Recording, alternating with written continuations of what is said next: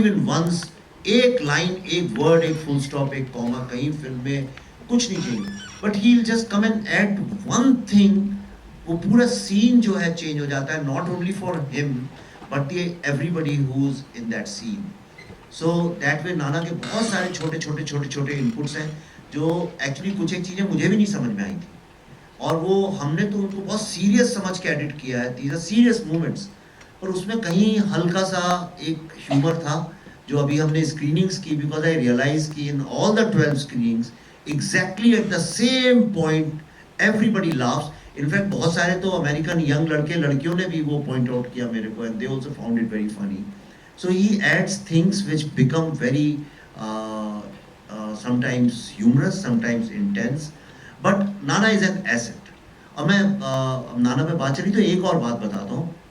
जब ये बात चल रही थी कि किसको इसमें कास्ट करें, ये बहुत डिफिकल्ट था इसके लिए कास्ट करना, क्योंकि इसमें दो चीज़ें चाहिए. एक तो पावर ऑफ पर्सनैलिटी भी चाहिए था कि somebody who is leading a team, जब सारी दुनिया कह रही है इंडिया कांट डू इट, और अपने ही देश के बहुत सारे लोग एक कैंपेन चला रहे हैं वॉर की तरह से, like enemies, that India must not do it. India किसी तरह, कई लोग थे बड़े पावरफुल लोग जो चाहते थे कि इंडिया बस फेल हो जाए, इसमें इंडिया वैक्सीन ना बने हमारी, फिर देखेंगे मजा आएगा, कुछ लोग मरेंगे तो उसके बाद हम कहेंगे देखो सब लोग फेल हो गए इस देश में.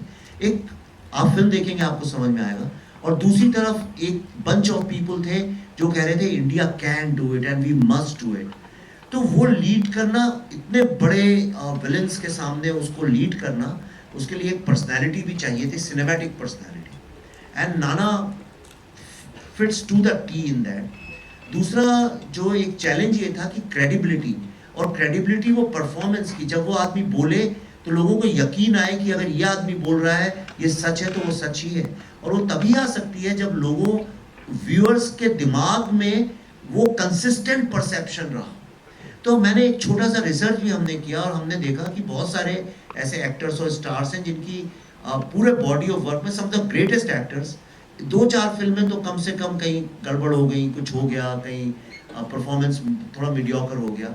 पर I found there is only one actor, and you must admit it, ये मैं बता रहा हूँ आपको, शायद आप भी नहीं जानते हो. देयर इज, अगर आप रिसर्च करें you will find there is only one actor in modern cinema जिसका एक भी परफॉर्मेंस कम नहीं है. In every role whichever he has done, he has been consistently superb and wonderful, and that was Nana. And that is, these are the two reasons why I said, कुछ भी हो, I am willing to do anything, but Nana must do this role. मैंने आपको भी नहीं बताया. मैंने पूछा अगर मैं नहीं करूँगा तो कौन करेगा? पहला सवाल तुझे पूछा था मैंने, अगर मैं ना करूँ तो कहते ना कर ही नहीं सकते, बाकी का मैं संभाल लूँगा. मैंने कहा मैं अंग्रेजी में जिस तरह से तू चाहता है, जो एक फ्लुएंसी चाहिए, वोकैबुलरी चाहिए, वो तो है नहीं हमारे पास, हम तो वो रट के बोलेंगे. नहीं वो मुझ पे सुन, उसकी जो एक लाइन है ना, उसने मुझे वो करने पे मजबूर किया, वो मुझ पे छोड़ो. और मैं सच कहता हूँ, मैंने सब कुछ उस पर छोड़ा. ना तो मुझे मालूम है मैं किसका मैं चीफ हूँ, मैं कुछ नहीं. मैंने, तूने जितनी पढ़ाई की ना उतनी मैंने नहीं किया. अभी घर का ज़्यादा टीचर था तो तू तो ज़्यादा करेगी, लेकिन हमने कुछ नहीं किया. हमने जितना उसने बताया उतना किया. अब बीच में थोड़ा सा होता है कि एक अपना ढाल लो तुम रोल अपने आप में, तो वो सही तरह से ढाल दो तो उसकी जुबान निकल आती है. वो बोलेगा क्या, वो किस तरह से बोलेगा, वो अपने आप निकल आता है. तो ऐसे एक आध दो लाइन कभी निकल गई. अब एडिटर तो वही था, तो मतलब चाहे तो रख सकता था, चाहे तो निकाल दे. मुझे मालूम नहीं कितनी निकाली कितने रखी है. देखते वक्त मुझे याद नहीं रहा. मैंने देखी है फिल्म, वो इतनी सही तरीके से एडिट की है तो पता नहीं चलता क्या देखा क्या नहीं देखा. लेकिन देखने के बाद मैं कुछ बोल नहीं सका उसको, कुछ नहीं. मैं चुपचाप नीचे आके कॉफी पी रहा था. बहुत सालों के बाद एक ऐसा कोई परफॉर्मेंस देखने को मिलता है सबका कंबाइंड.